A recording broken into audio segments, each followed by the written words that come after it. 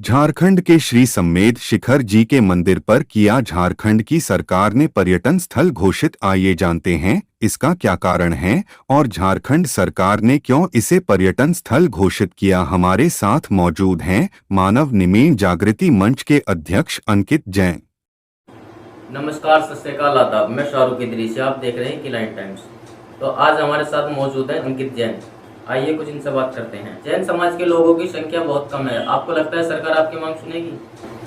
आपने सही कहा, जैन समाज के लोगों की जनसंख्या बहुत कम है। अगर हम देश की जनसंख्या की बात करें तो जैन धर्म के लोगों की जनसंख्या देश की कुल आबादी की 0.3% है, जो पूरा 5.5% भी नहीं होता। लेकिन अगर जैन धर्म के लोगों का योगदान देखते हैं तो देश की जीडीपी में लगभग 25% भाग जैन समाज का है। देश के विकास में 25% हिस्सा जैन समाज का है। देश में कुल दान का 62% हिस्सा जैन समाज का है। जितनी भी सामाजिक संस्थाएं देश में चलाई जा रही है उसमें सबसे ज्यादा सामाजिक संस्थाएं जैन धर्म द्वारा और जैन धर्म के सहयोग से चलाई जा रही है। इस तरह अगर हम लेके चले तो 1.4% हिस्सा जैन समाज का है, जबकि इनकी संख्या बहुत कम है। जैन समाज भले ही मुट्ठी भर हो, लेकिन सरकार को इस मुट्ठी भर जनसंख्या की ताकत भी जाननी चाहिए।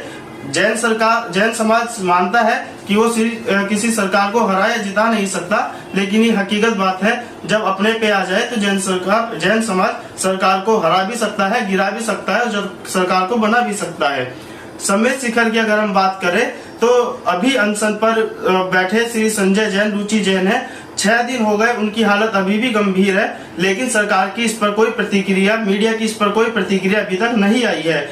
रैलियां लोग निकाल रहे हैं। अभी कल 1 जनवरी को जैन समाज द्वारा एक बड़े स्तर पर इंडिया गेट से राष्ट्रपति भवन तक एक विशाल रैली का आयोजन है, जिसमें वहां की राष्ट्रपति श्रीमती द्रौपदी मुर्मू को वो अपना ज्ञापन सौंपेंगे। सरकार को जल्द इस पर एक्शन लेना चाहिए, सक्रिय होना चाहिए और अपना निर्णय बदलना चाहिए, क्योंकि झारखंड में श्री सम्मेद शिखर जी की पवित्रता को बनाए रखने के लिए वहां पर और सरकार ने जो पर्यटन स्थल इसे घोषित करने का निर्णय लिया है, मैं सरकार से पूछना चाहता हूं, क्या उन्होंने किसी जैन समाज से बात की? क्या उन्होंने वहां की लोकल समाज से बात की? नहीं। तो फिर जैन समाज के साथ इतना बड़ा निर्णय उन्होंने अकेले कैसे ले लिया?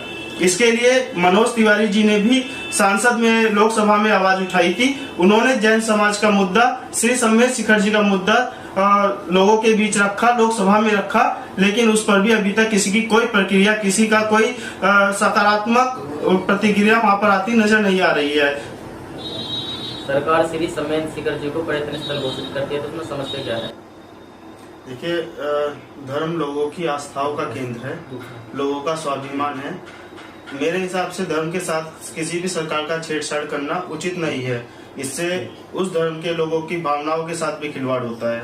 अभी हाल में ही गुजरात सरकार ने एक प्रस्ताव केंद्र सरकार को दिया, जिसमें श्री सम्मेद शिखर जी, जो जैन समाज का सबसे पवित्र स्थल है, जिसको तीर्थ शिरोमणि के नाम से पुकारा जाता है, सरकार ने, झारखंड सरकार ने केंद्र सरकार को ज्ञापन दिया तीर्थ श्री सम्मेद शिखर जी को पर्यटन स्थल बनाने का। अगर तीर्थ स्थल पर्यटन स्थल बन जाता है तो हमारा मानना है कि उससे वहां की पवित्रता भंग हो जाएगी। जैन समाज जिस तरह अपने नियमों पर चलता है, छानकर पानी पीता है, पर्वत की वंदना भी नंगे पैर करता है, ताकि पर्वत की शुद्धता बनी रहे, पर्वत की पवित्रता बनी रहे।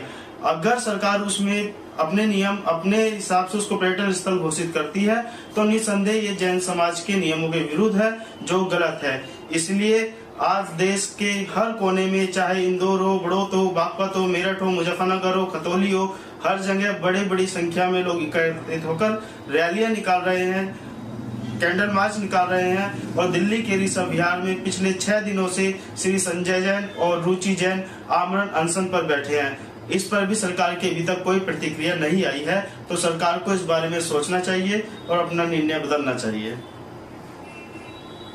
जैन समाज द्वारा जो जगह जगह रैलियां निकाली जा रही हैं, आंदोलन हो रहा है, उसका क्या कारण है? सरकार इसे पर्यटन स्थल घोषित क्यों करना चाहती है? जी, आपका क्वेश्चन बिल्कुल सही है।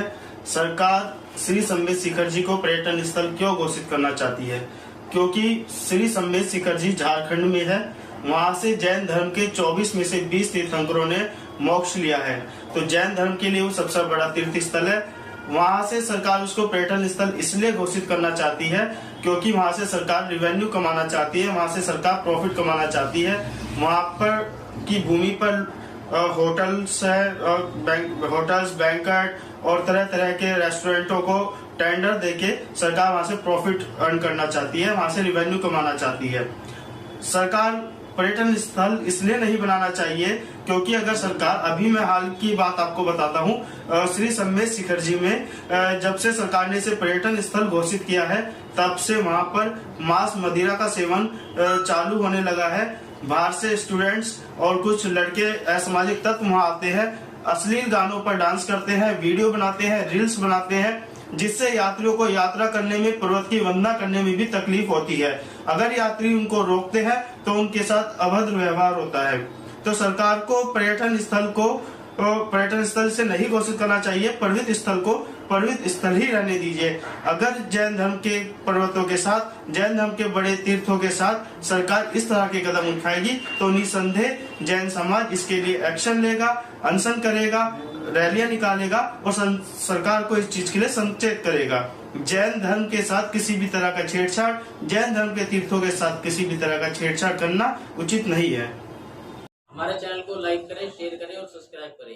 नमस्कार। हमारे चैनल को लाइक और सब्सक्राइब जरूर करें और ज्यादा से ज्यादा शेयर करें।